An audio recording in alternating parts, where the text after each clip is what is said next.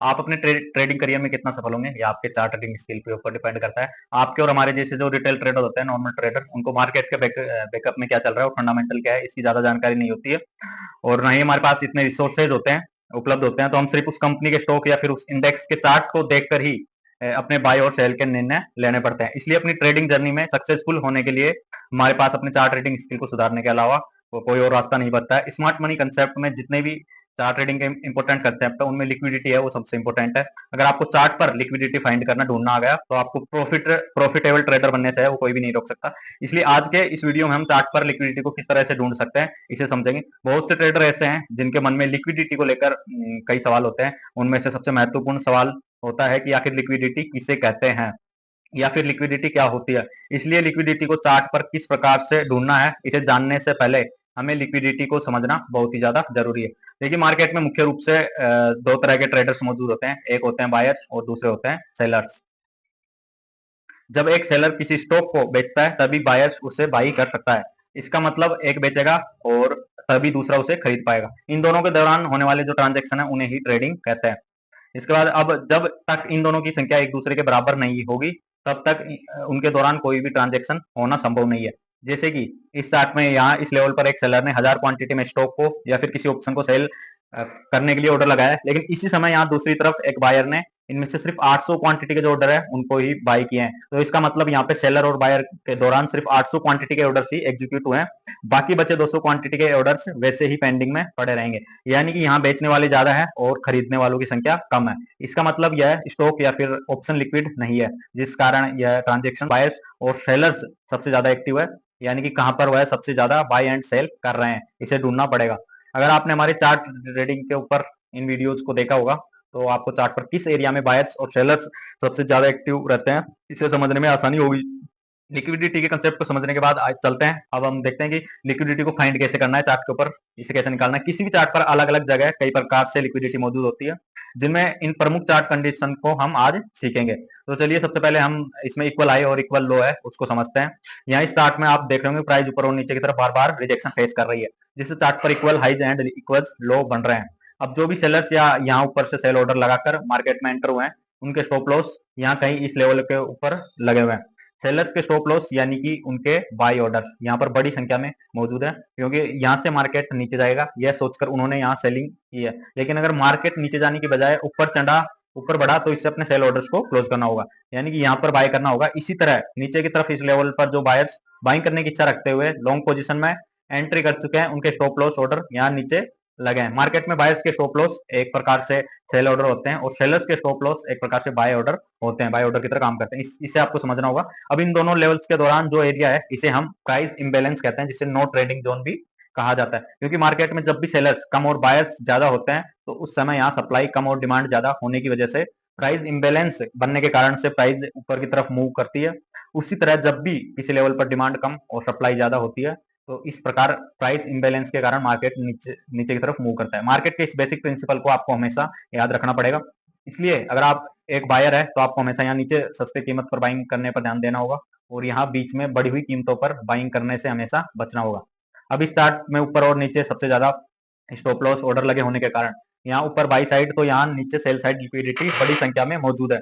इसका मतलब अगर मार्केट किसी कारण से इस एरिया के ऊपर निकलता है और कुछ देर तक इसी एरिया में सस्टेन करता है या फिर ब्रेकआउट कैंडल की क्लोजिंग इस एरिया के ऊपर आपको देखने को मिलती है, तो यहाँ बाई साइड लिक्विडिटी होने की वजह से एक स्ट्रॉन्ग बुलिश मूव आने की संभावना नीचे के मुकाबले सबसे ज्यादा है।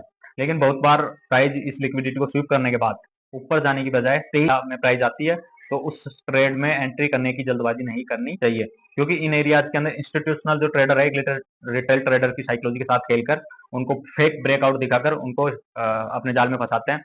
चलिए अब अगली चार्ट कंडीशन को समझते हैं। इस चार्ट में प्राइस लगातार ऊपर से नीचे गिरते हुए हायर लो और लोअर लो बना रही है। अब इस चार्ट को देखकर क्या आप बता सकते हैं कि यहाँ कौन सी साइड में कौन सी जगहों पर सबसे ज्यादा लिक्विडिटी मौजूद है।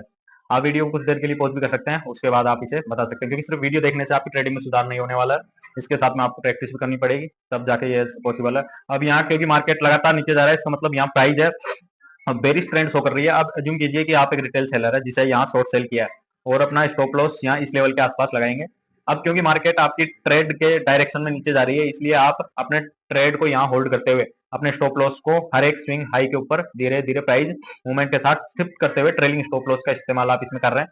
लेकिन मार्केट में कुछ ट्रेडर्स ऐसे भी हैं जिन्होंने यहाँ अपने स्टॉप लॉस को ऊपर ही बनाए रखा, तो कुछ ट्रेडर्स को यहाँ ऊपर एंट्री नहीं मिली, तो यहाँ उन्होंने नीचे कुछ नहीं, यहाँ पे शॉर्ट सेलिंग करते हुए इन स्विंग हाई के ऊपर अपने स्टॉप लॉस प्लेस किए हैं। अब क्योंकि मार्केट लगातार नीचे गिर रहा है, इस वजह से लोअर साइड में जो भी बायर्स मार्केट में बाइंग करने की कोशिश कर रहे हैं उनके स्टॉप लॉस मार्केट बार बार हिट कर रहा है, इस वजह से यहाँ बायर्स के स्टॉप लॉस बहुत कम संख्या में मौजूद है। इसके विपरीत प्राइस के बेरिश मूवमेंट के कारण सेलर्स के स्टॉप लॉस यहाँ बड़ी संख्या में अभी भी एक्टिव है, क्योंकि यह सेलर्स के स्टॉप लॉस ऑर्डर है, इसलिए यह बाय ऑर्डर कंसिडर किए जाते हैं। अब अगर आप इस चार्ट को देखेंगे तो इसमें आप ध्यान में आएगा कि यहाँ ऊपर की तरफ सबसे ज्यादा सेलर्स के स्टॉप लॉस यानी कि बाय साइड लिक्विडिटी मौजूद है। अब जैसे ही मार्केट और अधिक नीचे जाने की बजाय रिवर्स करते हुए ऊपर निकलकर अपने प्रीवियस स्विंग हाई के ऊपर क्लोज होता है, तो यहाँ सभी जो सेलर्स पैनिक में आ जाते हैं, क्योंकि प्राइस अब उनके ट्रेलिंग स्टॉप लॉस एरिया में आ चुकी है। इस कारण वह शॉर्ट सेल करने के बजाय अपना बनाया हुआ प्रॉफिट कम होता हुआ देखकर अपने पोजीशन को या तो खुद से एग्जिट कर लेते हैं या फिर उनका स्टॉप लॉस हिट होने की वजह से वो मार्केट से बाहर हो जाते हैं, जिससे मार्केट में शॉर्ट कवरिंग होने की वजह से बाइंग प्रेशर बढ़ता है और प्राइस लगातार ऊपर की तरफ निकलती जाती है। इस चार्ट में आप स्विंग हाई और लो के साथ ट्रेंड लाइन का भी इस्तेमाल कर सकते हैं। जैसे कि मार्केट जैसे ही इस ट्रेंड लाइन को ऊपर की तरफ ब्रेक करता है, तो बायर्स इस ब्रेकआउट को देखकर एक्टिव हो जाते हैं और साथ में प्राइस के ट्रेंड लाइन रिजेक्शन को टूटता हुआ देखकर यहाँ सेलर्स जो है वो पैनिक में आकर अपने पोजीशंस को एग्जिट होते हैं, जिससे मार्केट में बाइंग प्रेशर बढ़ता है। और इसलिए जब भी आप किसी चार्ट को देखते हैं तो उस समय चार्ट पर कैंडल स्टिक्स को देखकर आप बायर्स और सेलर्स इस समय किस एरिया में सबसे ज्यादा एक्टिव है इस बात पर जरूर ध्यान, क्योंकि मार्केट को बायर्स और सेलर्स ही चलाते हैं। देखिए, चार्ट ट्रेडिंग करना एक कला है और इस कला में अगर आपको माहिर होना है तो आपको ज्यादा से ज्यादा है वो प्रैक्टिस करनी पड़ेगी। चलिए कुछ और उदाहरण देखते हैं। यह निफ्टी 50 का 30 अप्रैल का 5 मिनट का चार्ट टाइम फ्रेम का चार्ट है। इसमें जहां पे मार्केट दिन भर इस एक रेंज के अंदर ट्रेड करता रहता है।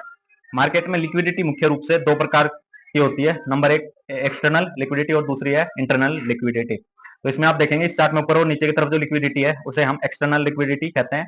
तो इसके दौरान इन जगहों पर जो छोटे मोटे स्विंग्स आए और लोज है उनके आसपास जो लिक्विडिटी चार्ट पर दिख रही है उसे इंटरनल लिक्विडिटी कहा जाता है। जब भी मार्केट एक्सटर्नल लिक्विडिटी स्वीप या गैप करता है तो हमें बड़े मूव्स देखने को मिलते हैं।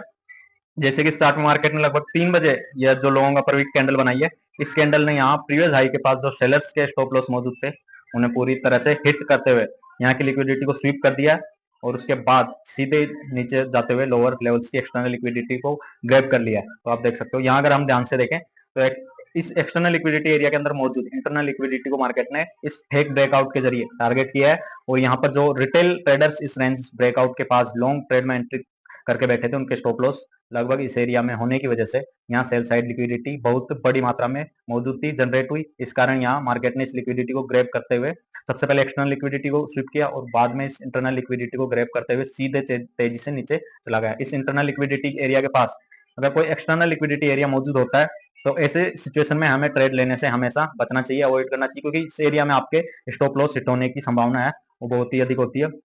अगले वीडियो में हम एक और नए टॉपिक के साथ मिलते हैं। आज के लिए इतना ही। अगर वीडियो आपको अच्छा लगा हो, यूजफुल लगा हो, तो आप चैनल को सब्सक्राइब कर सकते हो।